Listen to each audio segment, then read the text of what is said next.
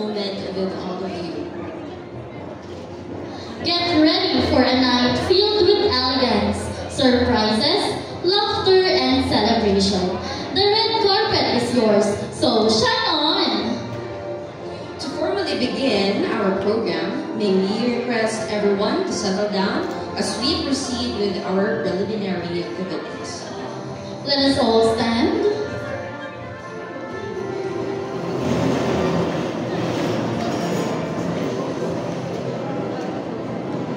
Let us begin with the singing of the Philippine National Anthem.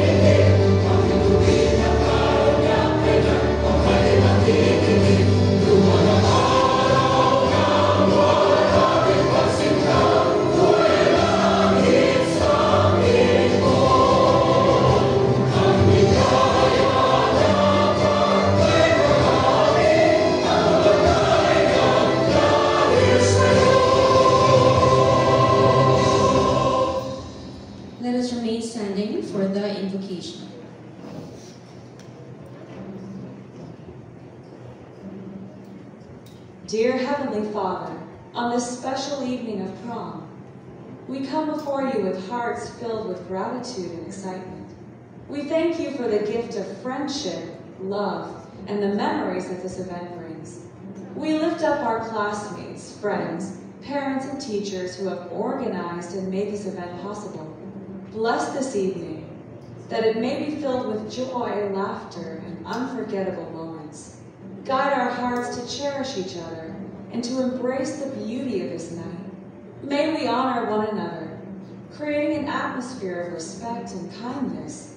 Help us to stay safe and make wise choices as we enjoy this time together. As we dance and celebrate, let your light shine upon us, reminding us of our bright futures ahead. Fill this room with love, happiness, and gratitude for the experiences that have brought us to this moment. In your name we pray. Amen. You may now take your seat.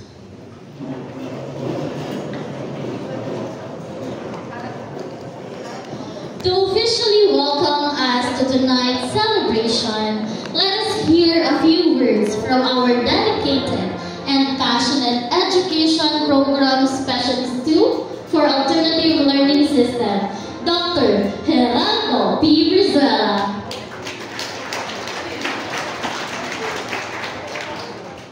Thank you to the ladies of ceremonies. Hindi masters. Joke lang. My respect to my co-EPSAL, Ma'am Coy Verdiflor, to the, yung chief natin, she will be joining us in a later, in a while, to the ALS teachers, the barangay literacy workers, and of course to you learners, good evening. Good evening. Ay, nagdadamo. Anyway, good evening everyone. Good evening. Okay ba kayo dyan mga nasa likod? Pero purutong na. Anyway, the dinner will be served in a few minutes. Now, I am tasked to give you a welcome remark. So kanina, when I was resting, no, parang nagpapahinga ako, naisip ko mag-research funding about promenade. Sabi ko, ano sasabihin ko mamaya? Ano kaya ang promenade? Bakit mayroong mga promenade? But before that pala, Promenade in the Alps is one of the most anticipated activities. When I joined the Alps family in 2017, meron na talagang promenade. But in 2020, because of the pandemic, alam niyo naman yun, it was called off until this year. So 5 years na inantay yung promenade para maibalik uli at maibigay. And personally, I would like to thank yung proponent, si Ma'am Sheena Repoliedo, for pushing and persevering na maibalik ang Alps Promenade after 5 years. Let's give a round of applause to Ma'am Sheena. And of course, to the members, yung mga technical working groups, headed by a few teachers and mostly barangay literacy workers for the consolidated efforts in bringing back this activity. Now, the word promenade daw, ito na yung origin. Tinanong ko si Meta AI.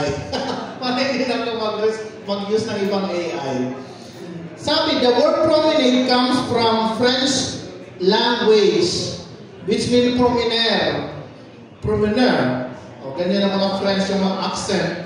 Which means to walk or to stroll. In Bicol, parang maglakaw-lakaw. Diyan sa plaza o sa Bicol River and all. Then, over the years, it has evolved and its meaning has expanded, particularly during the modern times now. Modern times is now. Now, promenade now, in the context of, in the schools, refers to traditional event or activity where students, like you learners, usually gather to socialize, makipag-socialize, to dance, or to participate in other activities. Now, sabi ko naman, ano kaya ang relevance ng promenade sa Alps program? So, inakot ko naman si Meta. And according to the answer, it has something to do with make new friends. Siyempre, may ka-date kayo. You are dressed in